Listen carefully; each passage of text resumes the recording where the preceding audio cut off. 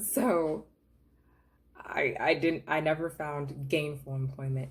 The first job I got when I first came back from the Peace Corps, which was about 5 or 6 months after the Peace Corps, honestly, I worked as a janitor for a while. I had about 3 to 4 part-time jobs. One was working as a janitor, cleaning offices at night. One was I was nannying for a family. I was also teaching English ESL classes online. And what else? I was a chiropractic assistant. Shout out to Elevate Family Chiropractic in Roswell, Georgia. Best chiropractor, Dr. Naima Olatunji. I'm telling y'all. But anyway, so I was worn out and I would work online teaching from about 4 in the morning until 8 in the morning. Then I'd go to the chiropractic job from about 9 in the morning till 5, 6, 7, sometimes 8 o'clock at night. Then I would go and clean the offices at night from about, I'd go home and I'd take a nap. And then I'd clean from about 10 o'clock at night till 2 in the morning. And then I'd get up and I'd do it all over again. And then I would nanny sometime in between there. Not every single day, but I would nanny in between. So I was just trying to put it all together, And with me working so many hours, I thought I was helping myself, but really I just got more confused and more disorganized. And I spent all of 2018 taking every bill that I got in the mail and every debt collection letter and all that stuff, and I just put them inside of a gift bag behind my desk for the whole year, January to December, because I just didn't have the brain space to fix it or address it or call the hospitals that I owed money to, or it was just too much. And coming back from the Peace Corps and trying to figure out where I fit back in America, and I was living at home and I was 30 and I was like, I just don't know what I'm doing with my life. I don't know what's happening. And at the same time, my family did start a business as a family, so we were doing that, and I was just exhausted and confused. So then after that, we had some family issues arise, which took all of us by storm. And then I was angry about those issues, and I won't go into those now. But those issues pushed me to go to Celebrate Recovery, which is an awesome 12-step program. If you've never heard of it, it's sort of like AA, but it's Christian based, and it walks you through 12 steps on how to work through habits, hangups, and hurts. And that's pretty much anybody who's alive. And so I went there because I was angry at my family for some things. I was angry because I couldn't find a job, and I felt like I was too old to be at home again, because this was the third time I came and moved back home. So I was just feeling all kinds of shame and all that. Final straw came about 2 months later. It was February of 2019, yes, of this year. And my grandfather on my dad's side was sick, and he needed to have an operation. And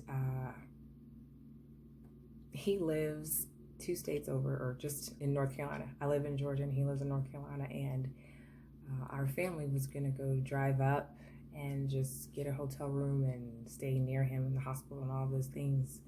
But about a week before, I just basically realized and admitted to myself that I could not afford to go up there, even though it was going to be a family trip and there were going to be other family members there, and we were all going to sit in or share a hotel room or two and just divide up the gas money.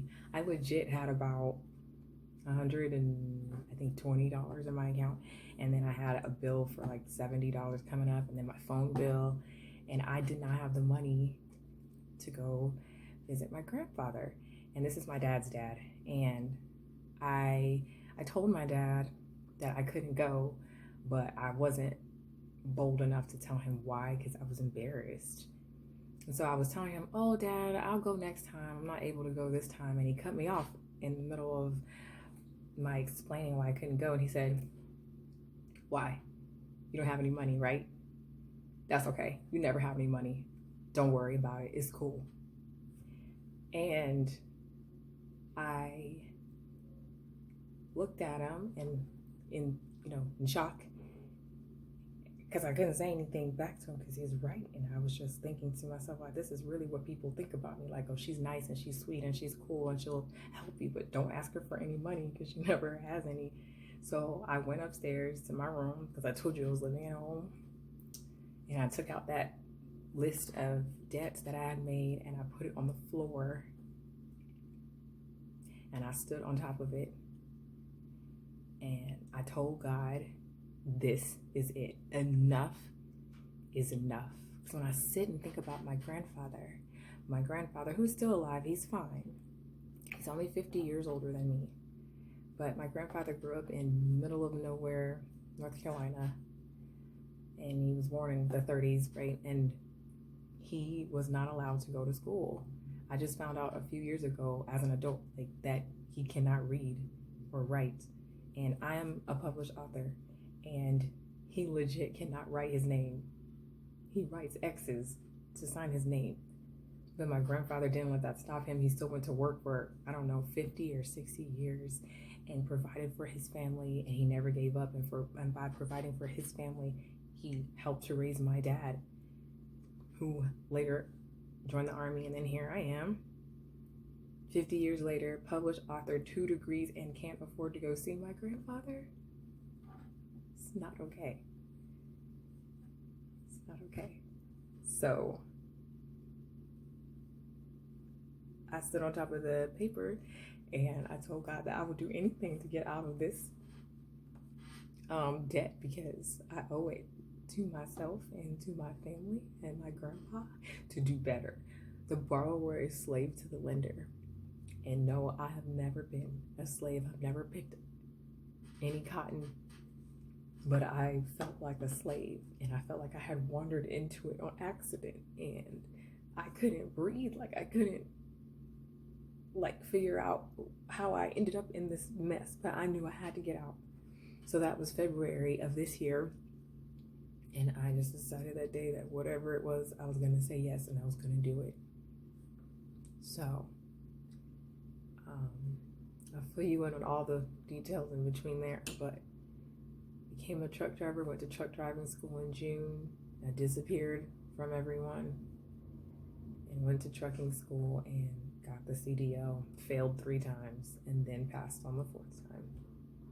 But it doesn't matter, because making decent money and all of it is going towards debt. I legit only pay for my phone, which I'm not on a contract anymore. I'm not doing contracts anymore.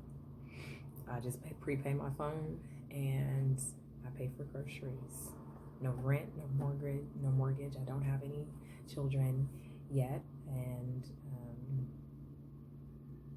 I'm gonna clean up this mess by God's grace. So that's my why. And if you ask me to do anything involved with debt, you will get a very strong no. I will never finance a car, a house, nothing. The borrower is slave to the lender. I want to have financial freedom so that I sacrifice right now so I can live like no one else now, and then live like no one else and give like no one else later. So that's it.